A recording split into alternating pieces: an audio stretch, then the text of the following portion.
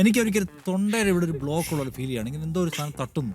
അപ്പോൾ ഞാനൊരു എന്താണ് ENT പോയി കണ്ടു. അപ്പോൾ കക്ഷിയോട് പറഞ്ഞു നിങ്ങൾക്ക് ഗ്യാസ് ട്രബിൾ ഇഷ്യൂ ഉണ്ടെങ്കിൽ ചിലപ്പോൾ തോന്നാം, പിന്നെ ഒരു മാനസിക പ്രശ്നം പോലെ നമുക്ക് തോന്നുന്നു തട്ടുന്നു. അസിഡിറ്റി ഉള്ളത്. രണ്ട് പുള്ളി എനിക്ക് മരുന്ന് തന്നു.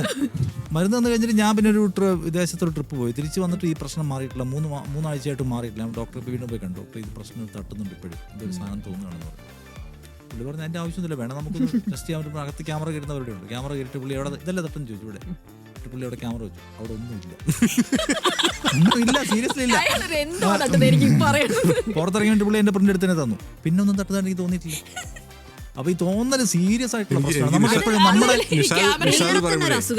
നിഷാദ് പറയും എനിക്ക് ഉള്ളടക്കത്തിൽ ജഗദീനെ ഓർമ്മ വരുന്നത്. ഞാൻ വിഴുങ്ങിയത് മറ്റേ പക്ഷേ ആ